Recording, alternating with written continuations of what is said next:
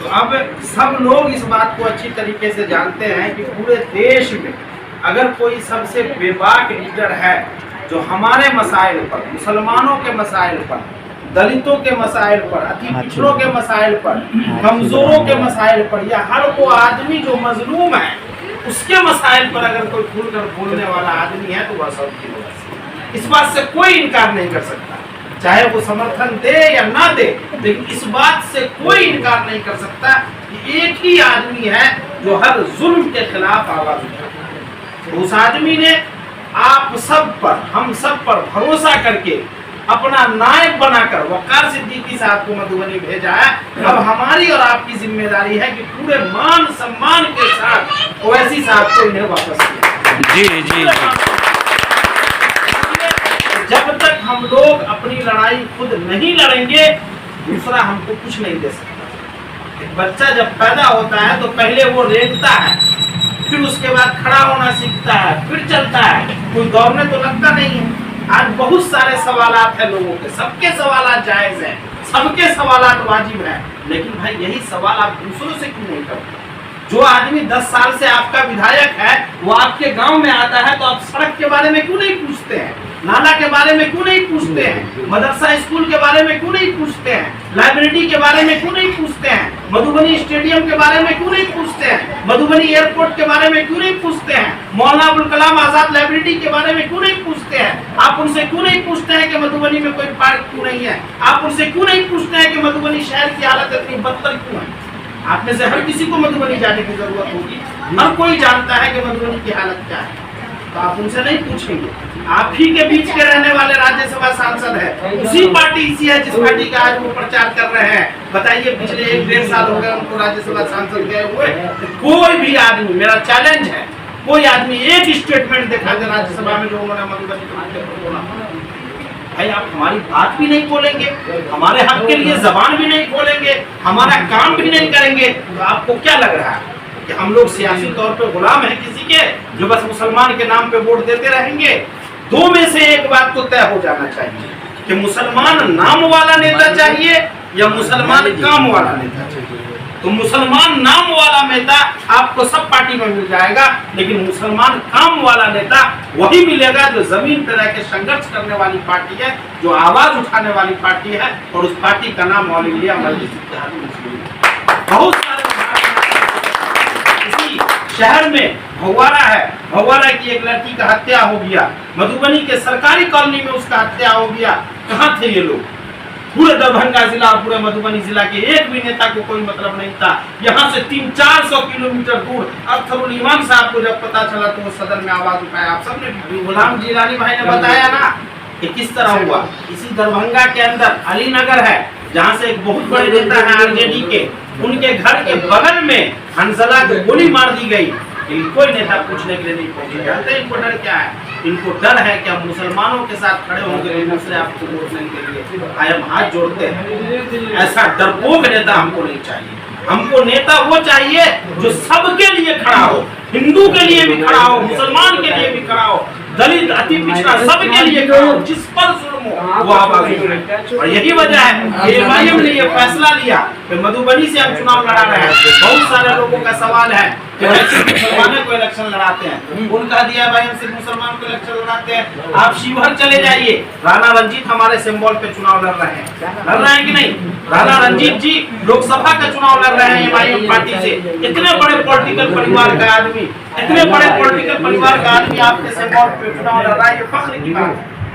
ये फख्र की बात है कि आज आपके सिंबल की इतने वैल्यू है, आपकी पार्टी की इतनी वैल्यू है, आपके नेता की इतनी वैल्यू है। आप चले जाइए महाराजगंज, अखिलेश्वर शर्मा हमारे सिंबल पे चुनाव लड़ रहे हैं। आप चले जाइए काटाकार, प्रियंका चौधरी हमारे सिंबल पे चुनाव लड़ रही है। आप चले जाइए गोपालगंज, एक दलित समाज का आदमी हमारे सिंबल पे चुनाव लड़ रहा है। तो हमारी पार्टी किसी धर्म या जाति की पार्टी नहीं है।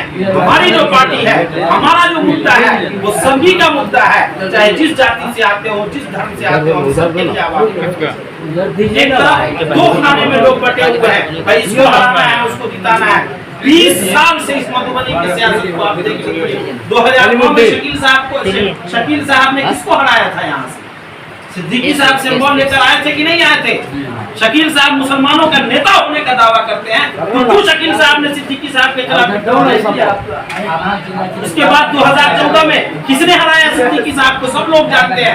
दोनों चुनाव सिद्दीकी साहब जीते हुए तो दोनों हराया गया, और हराने वाले यही लोग हैं जो आज खड़े होकर आपसे वोट का भीख मांग रहे हैं। फिर 2019 में सेकुलरिज्म के नाम पर टिकट लेकर आया हुआ बंदीपुर में की मुखालिफत करने वाले यही लोग हैं जो आज आपको सेकुलरिज्म का पाठ पढ़ा रहे हैं। इसलिए अब किसी का झंडा उठाने के हमारे हाथों में हिम्मत नहीं है, हम किसी का नारा नहीं लगाएंगे। हमारी जबान में इतनी ताकत नहीं है कि हम दूसरों के लिए नारा लगाए, हमारे हाथ में इतनी ताकत नहीं रही कि हम दूसरों का झंडा उठाए, हमारे पाँव में इतनी ताकत नहीं रही कि हम दूसरों के लिए उठाएंगे। हम अपना झंडा उठाएंगे, अपना डंडा गाड़ेंगे, अपनी पार्टी लाएंगे, अपना वोट देंगे और अपना नेता बनाएंगे। ये लक्ष्य लेकर चलिए, तब जाकर कुछ बदलाव आएगा। लोग तरह तरह के अभी आपको आएंगे हालात हालात, अरे भाई हालात का पूरा ठेकड़ा तुम ही लेके बैठे हो और किसी को कोई मतलब नहीं है। गैस है वो तुम अकेले खरीद रहे हो और कोई गैस नहीं खरीद रहा है। जिसकी ज्यादा आबादी है वो सत्ता बदलेगा, जिसकी कम आबादी है वो सियासत में अपनी ताकत दिखाएगा, अपनी हिस्सेदारी लेगा।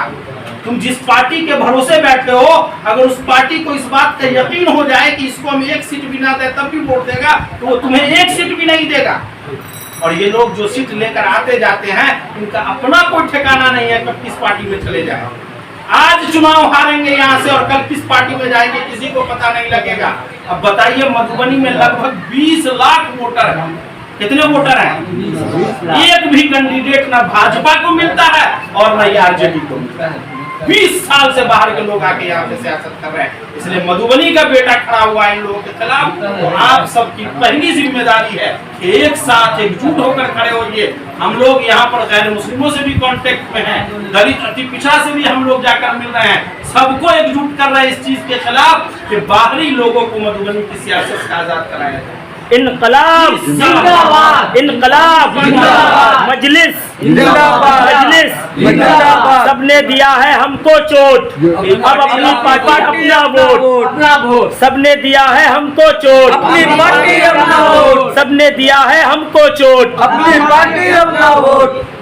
आज जो भाजपा लोगों से वोट मांग रही है उस नेता को तो शर्म तक नहीं आ रही। भाजपा के नेता का तो शर्म खत्म हो गया है कि 5 साल तक जो भाजपा का अशोक यादव जो अनुकंपा पे सांसद बना हुआ है ना, भाई उसकी अपनी सियासी औकात तो कुछ नहीं है। अगर सियासी औकात रहती तो केरटी के लोग खदेड़ के हराए नहीं रहते उसको। बाप के नाम पर अनुकंपा पर जो आदमी सांसद बनाओ, पिछले 5 साल से क्षेत्र में नजर नहीं, एक भी काम नहीं किया, एक भी काम नहीं किया। आज वो आदमी फिर आपके बीच आकर वोट मांग रहा है। ऐसे आदमी से सवाल कीजिए, वो किसी भी पार्टी का हो, किसी भी दल का हो। आज लोग आपको समझाएंगे कुछ नहीं देखना है, ऊपर देखना है। ऊपर किधर देखना है? सड़क में गड्ढा नीचे है, नाला नीचे है, स्टेडियम नीचे बनना है, हवाई अड्डा नीचे बनना है। एक भी प्राथमिक आप देख लीजिए, एक भी केंद्रीय विद्यालय मधुबनी के अंदर नहीं है। सब नेता के मुंह में यही जम जाता है विकास के मुद्दे पर। किसी भी पार्टी का नेता, उससे विकास का सवाल कीजिए। धर्म के नाम पे किसी को वोट नहीं, जाति के नाम पे किसी को वोट नहीं, झंडे और डंडे के नाम पे किसी को वोट नहीं। क्या लालू प्रसाद पटना में बैठ के जिसको चाहेंगे टिकट दे देंगे और मधुबनी का लोग उसको वोट भी दे देगा? ये दौर खत्म हो गया, ये गुमान खत्म कर दीजिए। उनकी बेटी उड़ के आ रही है हेलीकॉप्टर से और यहाँ आके छपरा में चुनाव लड़ रही है क्योंकि उसको पूरा एतमाद है कि मुसलमान हमको वोट देगा। तो हम लोगों को सबसे पहले सियासी तौर पर आजाद होने की जरूरत है। इसीलिए मैं हर सभा में मैं ये बात बोलता हूँ कि जो आदमी एक बार पतन के निशान पे अपना उंगली दबा दिया, समझ लीजिए कि वो आदमी सियासी तौर पे आजाद हो गया, गुलामी की जंजीर टूट गई उसको। क्योंकि उस आदमी को इस बात का एहसास हो गया है कि हमने जिंदगी भर हमने पंजा के निशान पे बटा हाथ दबाया, हमने लालटेन को वोट दिया, हमने इसको दिया उसको दिया। मुसलमान एक ऐसी कौम है जो किसके पीछे नहीं घूमी है, किसका झंडा नहीं उठाई है, किसका नारा नहीं लगाई है, लेकिन हासिल क्या हुआ? कुछ नहीं। जब कुछ नहीं हासिल हुआ तो अब आइए एक प्लेटफॉर्म पर जमा होकर अपनी सियासत की बात हो, अपनी क़ियादत की बात हो। बहुत सारे लोग सवाल करते हैं भाई सिर्फ मुसलमानों के वोट से कैसे जीतेंगे? भाई हम कहाँ कह रहे हैं मुसलमानों के वोट से हम जीतेंगे? पहले आप मजबूत तो होइए। देखिए कैसे लोग आ रहे हैं, काराकाट में आए ना राजपूत समाज के लोग कि नहीं भाई हमको अपनी हिस्सेदारी चाहिए, हम मुसलमान मिलकर चुनाव लड़ेंगे। लड़ रहे हैं हमारे कैंडिडेट। महाराजगंज में आए ना भूमिहार समाज के लोग कि नहीं भाई हम मुसलमान साथ मिलकर लड़ेंगे, लड़ रहे हैं वहाँ चुनाव लोग।